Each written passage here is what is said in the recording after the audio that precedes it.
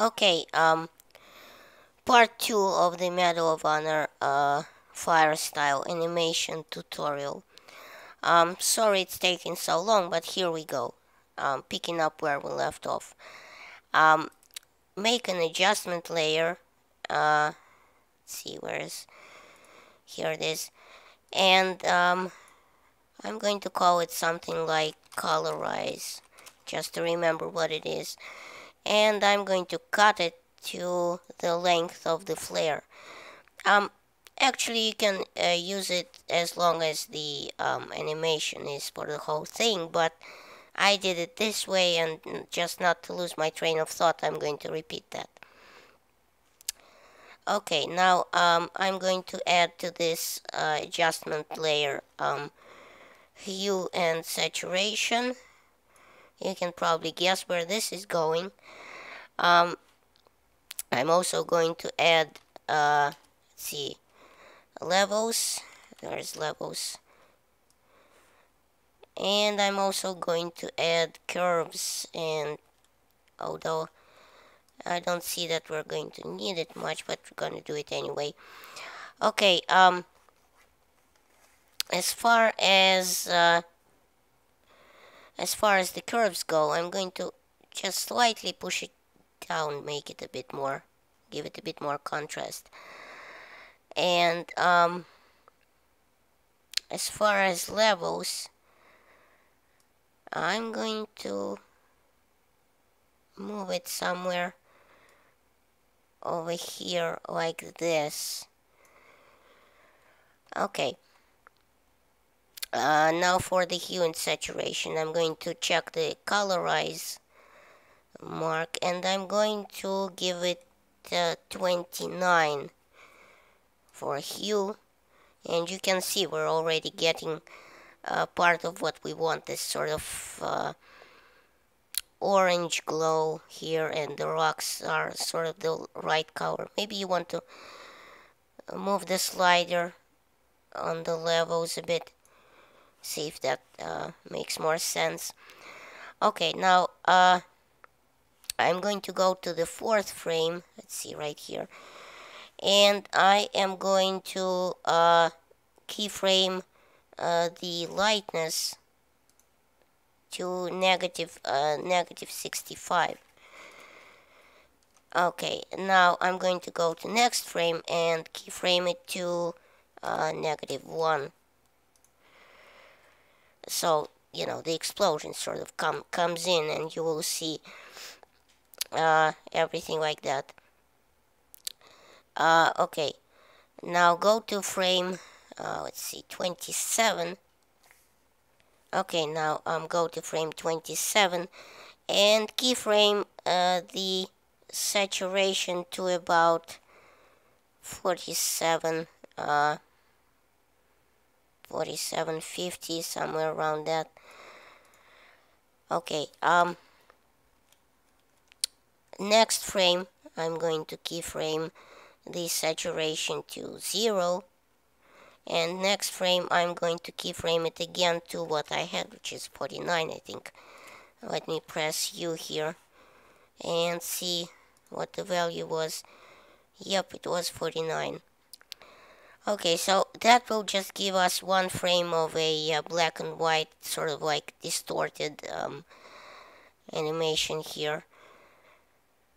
So just to add it a bit more character. Okay, now here's the time to add our second logo. I'm going to go in and duplicate my logo 1 comp, which now becomes logo 2, and I'm going to drag that into our final comp, and I am going to let's see, set it to begin at 1 second 6 frames right here, and I am going to end it at 2 seconds. Let's see, where is it? 2 seconds 4 frames. So I'm going to cut it right here. Okay, now I am going to add another turbulent background. Where is it? Here it is. And same thing, I'm going to move it right here, make it same length, and now alpha the background just like we did last time. Okay, now I'm going to make a duplicate of our placeholder comp in our project. So we have placeholder 2 now. I'm going to go into our logo 2 comp right here, and I'm going to get rid of this placeholder and put in this placeholder right here. So in fact, we now can put something else in here. So let's do that. Let's find our danger close logo, which is right here, and delete this EA logo. Maybe make it a bit bigger. Let's see how that looks. Alright, we should make this comp the right size probably. I'm going to go in here and do that right now. Let's see.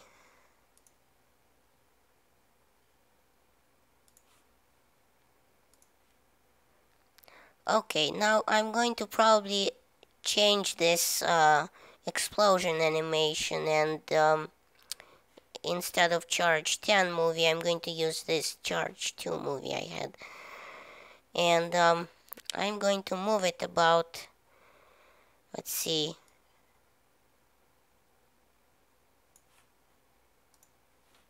I am going to move it about 6 frames out of screen. I'm also going to make it a lot bigger, and I'm going to stencil Luma over the logo. So now we have this explosion that's filling in the logo. Okay, now I'm going to apply a Twixtor to it. Let's see if I can spell right. Here it is. I'm going to apply Twixtor to it, get rid of this explosion, and I am going to now go and Twixtor it. Let's see. Go to the 4th keyframe and Twixtor the speed, and go to the next keyframe and make it a lot slower. So, no, not negative speed. Let's see, maybe 20%, something like this. So it comes in and sort of freezes right there. Now let's check out what we have.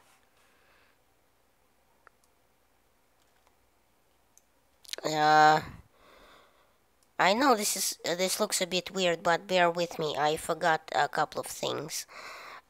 First of all, I wasn't supposed to set this to alpha, but I was supposed to set it to Luma Matte, and still looks a bit weird. But also go to logo 2, and I forgot to get rid of this adjustment layer, which has a bunch of adjustments on it, including set matte.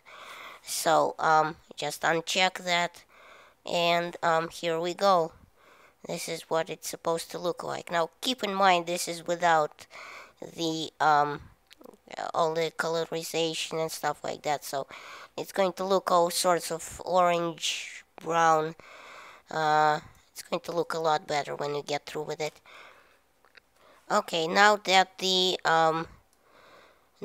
explosion is set up,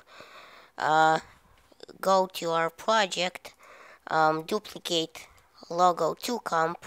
We get this logo 3, but we don't need logo 3. We need to rename it. Let's rename it to emitter 2, because we are going to use that as our emitter map for the rocks that we are going to throw out here. So now make it invisible and also make it 3D. And now, because particular wants the emitter map to always be 3D. Also, I'm going to cut it to the same length, which,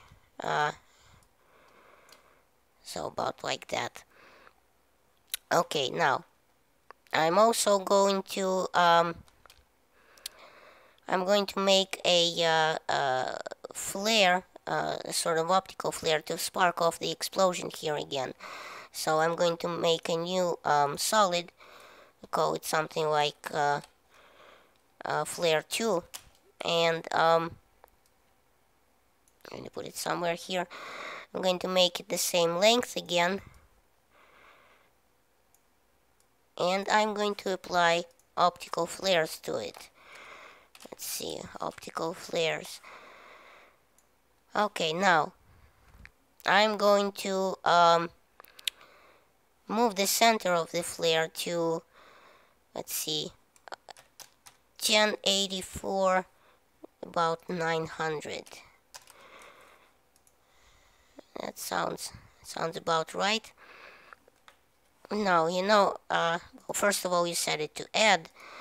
I'm going to move the center upward somewhere along this line right here. Okay, now time for some keyframing. Go to the beginning of the flare, which is 1 second 6 frames right here, and keyframe the brightness to 0. Now, next frame, keyframe the brightness to about 290. So it's really bright. It's going to spark off our explosion. And 2 frames forward, and brightness to about, let's say, 140. And next frame, I'm gonna set it to 90. Now go to 2 seconds and, let's see, 2 frames right here, and set the brightness keyframe to whatever you had, 90 in this case, and go to 2 frames forward and set it to just over 1000, so that will be good. So you can see what's going on here. We have this optical flare that's sparking off the explosion, and then it's going to explode again and into our next final logo. Okay, now time to make the rocks fly over here to set the particular. Now here's where I goofed a bit on my my own project, but I'm going to repeat the same mistake I made there, just not to lose my train of thought. So I'm going to duplicate the particles 1 layer, and I'm going to call it particles 2 so as not to get confused. And I'm going to set it to begin at, let's see, 1 second, and I'm going to set it to end at, let's see, 2 seconds and 4 frames, so right here, so where all the other things end.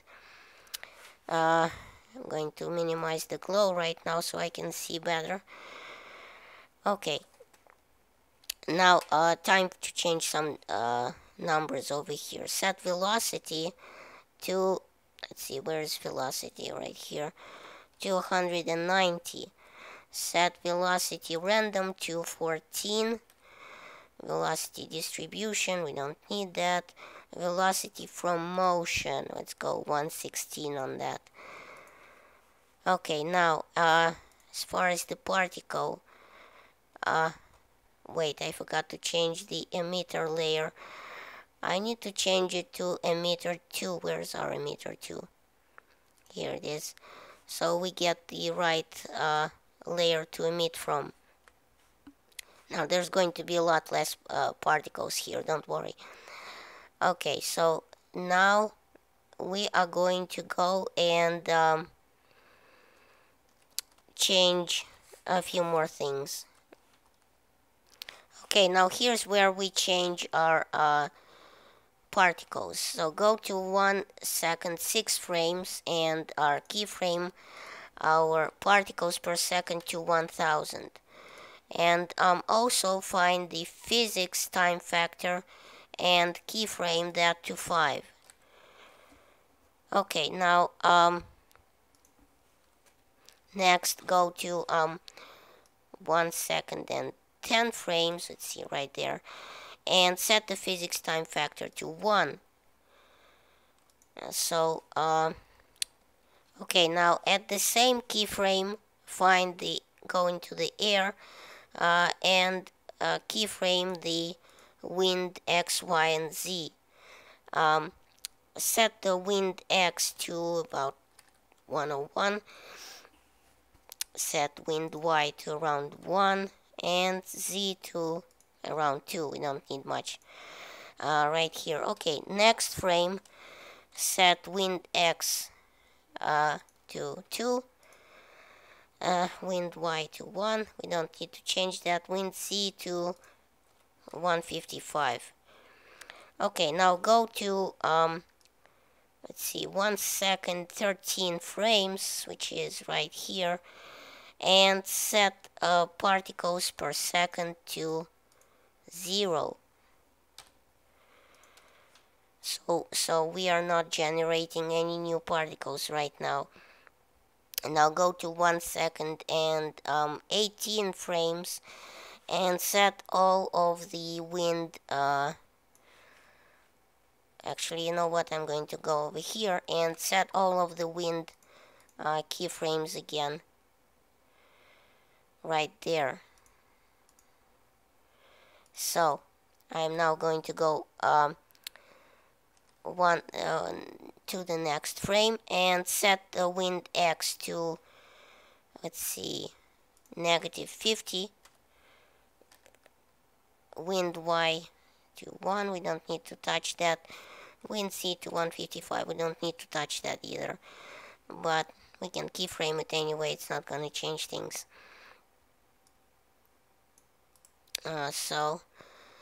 There goes. Now you can see that you have all sorts of rocks flying, and there's a bit of randomness to them as they fly in all sorts of different directions.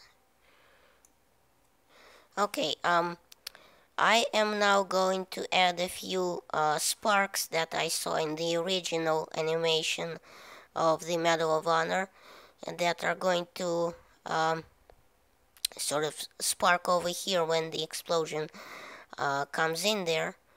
They're going to spark off some sparks flying in different directions, sort of like lightning streaks. I'm going to make a new solid, or you can duplicate your own your particle layer. I'm going to call it sparks so as not to mistake it with anything else. Let's see, and I'm going to apply particular to it. Let's see, where is of course it's the last one. Okay, now I'm going to go in here and wrong button. I'm going to find the preset called Weld Gold. So we have these sort of sparks flying. I'm going to shorten this layer to let's see where I need it to be, about right here. And right now I'm going to keyframe some of the sparks, so you know we just need a couple of them, just a few real quick sparks, not a whole bunch of them. So I am going to 1 second 6 frames, and I'm going to keyframe the emitter to let's see, about 300 should do it.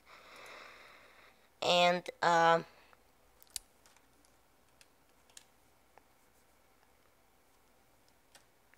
then I'm going to go to next frame. I'm going to add, and since we don't need a whole lot of them, I'm going to keyframe the particles per second. So I'm going to go to 1 second 6 frames, and I'm going to keyframe the particles to 0. Now I'm going to open up the keyframes right here. I'm going to go to next frame, and I'm going to keyframe it to 300. Now I'm going to go to next frame again, keyframe to 300, next frame again, keyframe to 0, back down to 0. Now at this point, when they start generating, you probably want to move the XY position somewhere about over here, where you know the explosion is going to reach them at that time. So let's say over here, as they're going to generate only when the explosion hits them. So that looks about right. Obviously you can move it wherever you want on your logo, if your logo is a different shape. Alright, now I'm going to make a short side step right now, and I am going to go and add a bit of a puffy smoke, and I'm going to, just to give it a bit more life here, I'm going to move it way down here. I'm going to stretch it out a lot. Move it way down here, and I'm going to set it to begin at around 5 frames, so around right here, so you can see what the smoke does right here. That just looks a bit more lively. And I'm going to decrease the opacity to around 34-36%, so you can just barely see the smoke. Oh, and I almost forgot, and I almost stopped recording. You also want to add some fast blur to the puffy smoke, and make it horizontal blur about around 26, 27. Let's try 26. And I also shortened our final comp to 3 seconds and 26 frames, I believe. Yes, 26 frames. So, yep. And keep in mind, this is all going to be a bit colorized, so it's going to look even better. But for the second logo, I think that's it. So I will probably take a break and then record the third and final part of this tutorial. So thanks for watching, and I'll see you in the next one.